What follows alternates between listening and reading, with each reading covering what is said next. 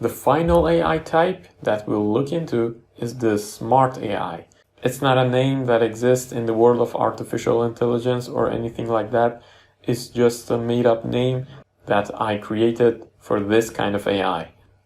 I want to show you that with a mixture of what we already did until now, with a bit of creativity, we can actually create a very, very good AI. And this is possible for almost any kind of game that you're creating.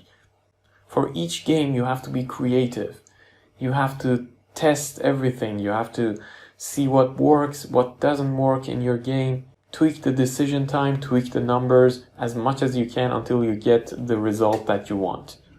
This is what I did with my smart algorithm.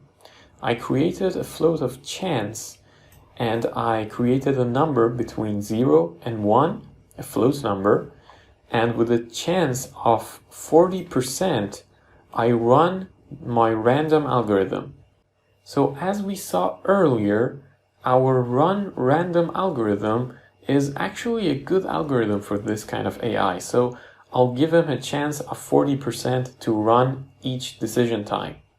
And with a chance of remaining 60%, I will run my greedy algorithm.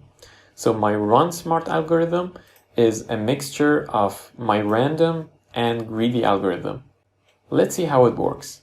If you remember the run greedy algorithm, it was overpowered. Right now, because we have added a bit of randomness here, we have a chance of 40% that our AI will just do something that we are not predicting, so it will eventually hit our bullet.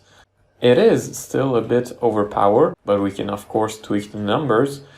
But a bit of challenge is good for your player. So in your game design, always try to create AIs that are a bit challenging for your player. And always remember to increase the difficulty as your game progresses. Alright, so I'm actually happy with what we did here. And you guys should be proud of yourselves. You have created an AI that is not simple at all. What you learned here can be applied to many games. The bases of artificial intelligence are the same in any game. It just depends on the scale of your game and your own creativity.